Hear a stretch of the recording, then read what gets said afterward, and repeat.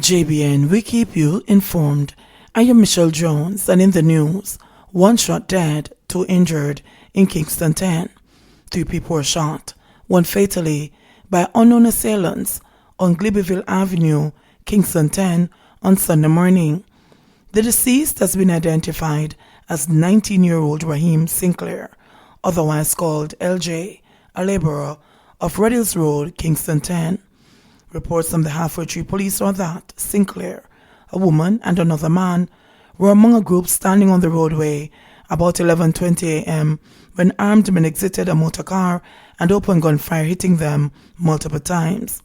They were taken to a hospital where Sinclair was pronounced dead and the other 2 were admitted for treatment. The woman is considered serious but stable. Investigations are ongoing. Farmer killed in Manchester shooting identified. The Manchester police have released the identity of a man who succumbed to gunshot wounds received in an incident in northern Manchester on Saturday. He is 48-year-old Audley Elliott, a farmer of Dunbar District. Police reports are that shortly after 6 p.m. on Saturday, residents heard explosions and telephoned them. On their arrival, Elliott was seen suffering from gunshot wounds. He was taken to a hospital where he died while undergoing treatment. $500,000 reward for missing cabbie. Just give me my brother's body so my family and I can get closure. These are the words of Ron Bowen, twin of Ryan Bowen, who was disappeared without a trace close to 6 weeks ago.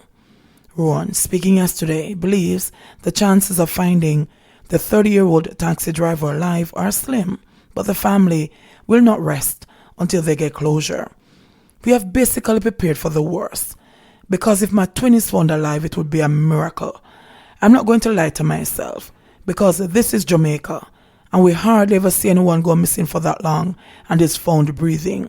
So if he's dead, just let us know where his remains are, please, Rowan said.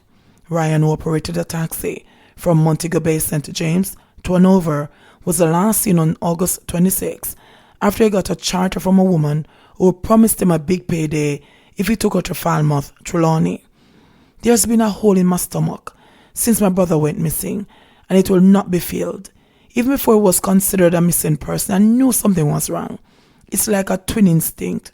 Even before it reached 24 hours, I told my mother to report him missing because this was not my brother's type of behavior, he said. It has been really rough on his family. My brother is gone leaving 5 children, and we are here trying to get them ready for back to school and all of that. The children are really stressed, and even the little ones who don't fully understand what is going on keep asking when them father coming home, and we really don't know what to tell them, he added. Ron said he does not understand why anyone would want to harm his sibling, as he did not have any known enemies, nor was he involved in any wrongdoing.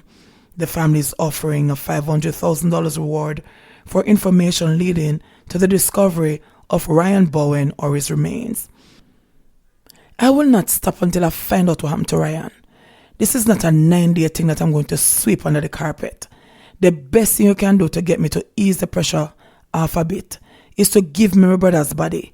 I will keep looking, and if I have to put my reward to $1 million, I will, Ron said. Vandals target New Portland Police HQ. The new $104 million state-of-the-art police station in Port Antonio, which was handed over by Prime Minister Andrew Holness on July 24, has been damaged by vandals and turned into a refuge for the homeless. The station, which is to serve as the divisional headquarters for the Portland Police Division, is not yet occupied by members of the Jamaica Constabulary Force JCF, who are awaiting the final finishing touches along with furniture.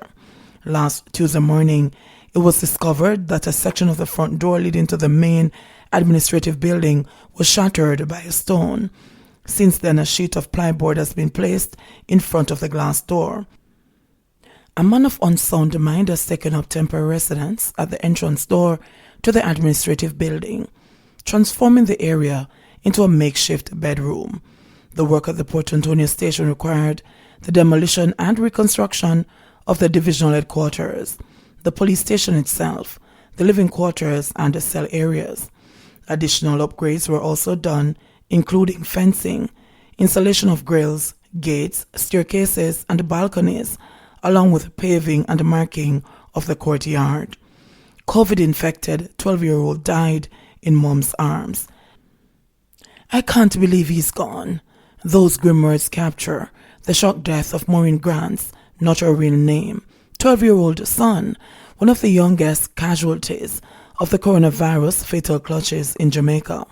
The boy's death is an outlier against the backdrop of mortality that has felled mostly middle-aged to elderly persons, especially those with underlying illnesses such as diabetes, hypertension, and cardiovascular disease. Grant had taken her son to the Mandeville Regional Hospital on what was expected to be a routine visit responding to nausea and discomfort. But following admission and a series of tests, Grant said the doctor revealed that her son had an enlarged heart. A series of other tests was scheduled, but in September, while at the hospital with her partner and as doctors assessed possible methods of treatment, her son died in her arms. That death was made public by the Health Ministry on September 9. The mother is perplexed because the family had been previously unaware of his heart condition. I was so confused because our son didn't have a heart problem before. He didn't have COVID before going to hospital. None of us here have it, and we were with him right throughout the time, she said. The 12-year-old is one of 120 persons who have died from COVID-19 in Jamaica, according to data from the Ministry of Health and Wellness. Overall coronavirus cases have mounted to 7,012 as of Sunday, October 4. Grant has used a pseudonym because stigma and discrimination have haunted coronavirus patients, drawing violence and threats. Relatives of infected or deceased persons also suffer discrimination. The Grants and their 3 other children are now making preparations to say their final goodbye at a funeral. Though her voice cracked many times during the interview, Grant still has unanswered questions, among them whether her son might have contracted the virus while receiving treatment at Mandeville Hospital. I really don't know if my son contracted the virus at the hospital, but all I know is that my son will never be able to realize his dreams. He'll never be able to do the things he always wanted to do, she said. Grant still reminisces fondly about her son, who was due to sit the primary exit profile, the placement test for high school, in early 2021. He used to sing in the church choir and was a firm believer in God. Giving his life to God in baptism was top of his list, but he never got that done. But I believe God knows his heart. Like many typical boys, Grant's son, who wanted to become a soldier, cherished donning camouflage pants on career day. But there were other habits, Grant said, that made her son stand apart from the average 12-year-old. I didn't have to tell him to do a lot of things. If I do laundry and put the clothes on the line, I didn't have to ask him to take them up if it looks like it is going to rain. When we go to the supermarket and I ask him if he wants anything extra or special, he would always say, "It's fine, mommy. Just get stuff for the house. I know we really don't have it," she said. The child's father said that the child was a quiet child who easily won favor in the hearts of those with whom he came in contact. His teachers can tell you too, he was a well-behaved child. Same way he was at home is the same way he was outside, he said. COVID tally surpasses 7,000. Jamaica recorded 170 new cases of COVID-19 in the last 24 hours, bringing the total number of cases to 7,012. According to the Ministry of Health and Wellness, there were also 175 recoveries, bringing the number of recovered cases to 2,635. The newly confirmed cases include 73 males and 42 females, with ages ranging from 1 year to 99 years. The genders of 2 of the cases are still under investigation.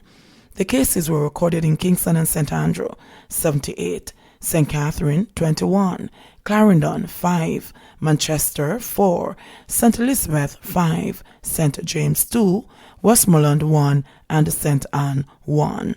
JBN, we keep you informed. Please remember to subscribe, like, share, leave us a comment, and click the notification bell to receive our daily news items.